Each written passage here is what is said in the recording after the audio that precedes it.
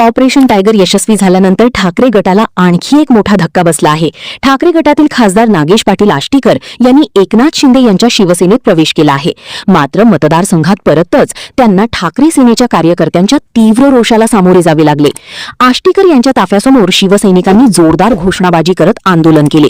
परिस्थिती तणावपूर्ण झाल्यानंतर पोलिसांनी हस्तक्षेप करत काही कार्यकर्त्यांची धरपकड केली। नांदेडमध्ये नेमके काय घडले पहा हा संपूर्ण व्हिडिओ।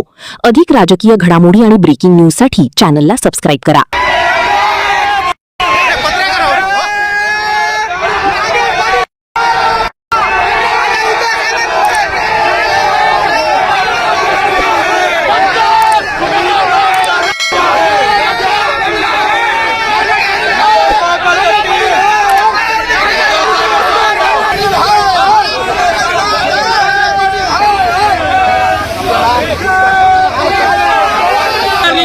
आणि उद्धव साहेब ठाकरेला बैमान झाला आणि या बैमानाला उद्धव साहेब ठाकरेचा तळतळाट लागणार आहे आणि कधी बी कदाचित राजकारणामध्ये सक्सेस होणार नाही एवढं मी सांगतो। मी